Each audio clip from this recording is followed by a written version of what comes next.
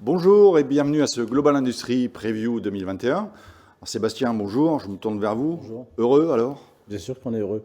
On est heureux depuis, officiellement depuis fin avril, depuis que le président de la République sur une prise de parole, a annoncé enfin un protocole d'ouverture, une feuille de route. C'est ce que nous, on avait besoin dans notre métier. Vous savez qu'on a manqué de visibilité depuis un certain nombre de mois.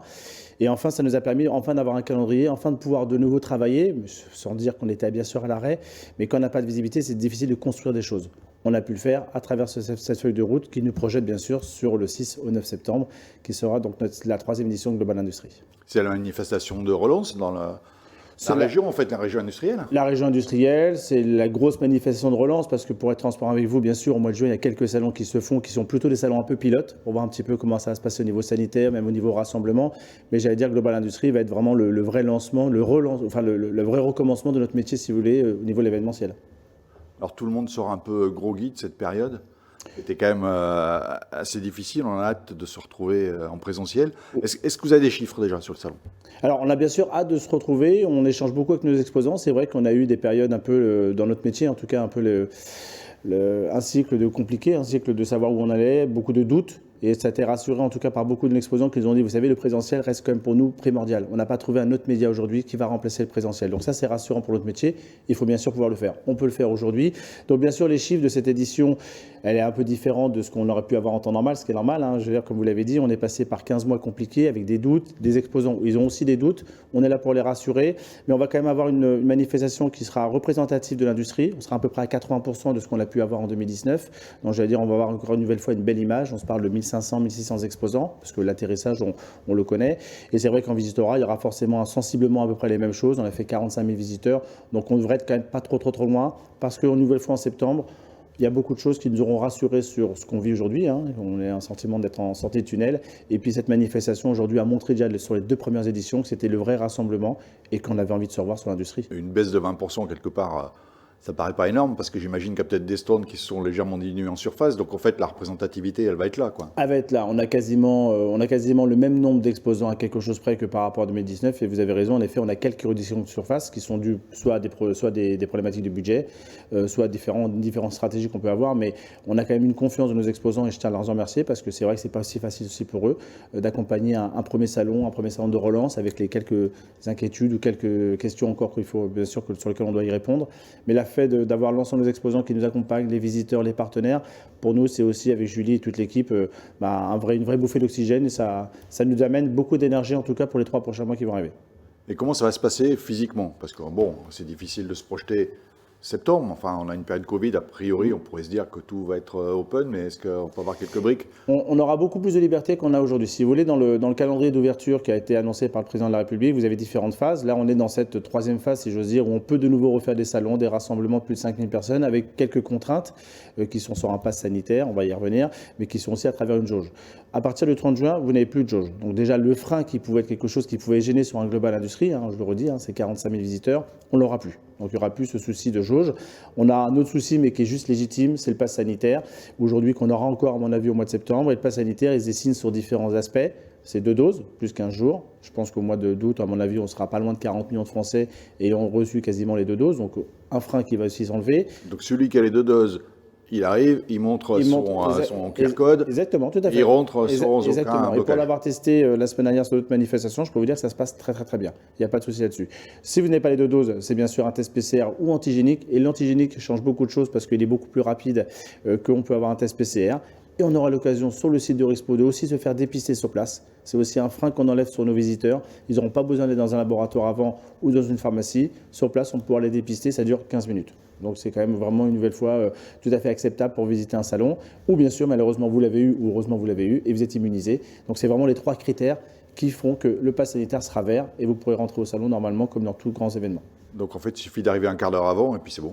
On va dire qu'il suffit d'arriver un quart d'heure avant, mais une nouvelle fois, le fait qu'on soit en septembre, qu'on ait eu quelques manifestations, on aura staffé, dimensionné toutes les 7 parties des dépistages pour une nouvelle fois qu'il y ait le moins d'attente possible. Donc en fait, il ne devrait pas avoir de frein, il n'y a pas de raison en fait Ce qui est formidable, c'est de ne pas se déplacer parce que si je n'ai pas de test, si je ne suis pas vacciné, bon, enfin un test, ça prend un quart d'heure.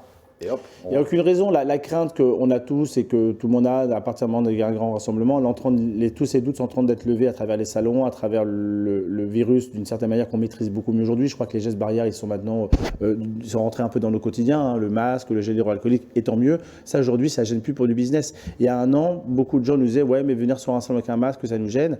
Je le redis, c'est plus un souci aujourd'hui. C'est devenu dans nos habitudes, et tant mieux. Julie, je me tourne vers vous. On se réinvente comment après, avec un événement physique comme celui-ci? Bonjour. Très honnêtement, je pense que la situation du Covid, elle a été un réel accélérateur.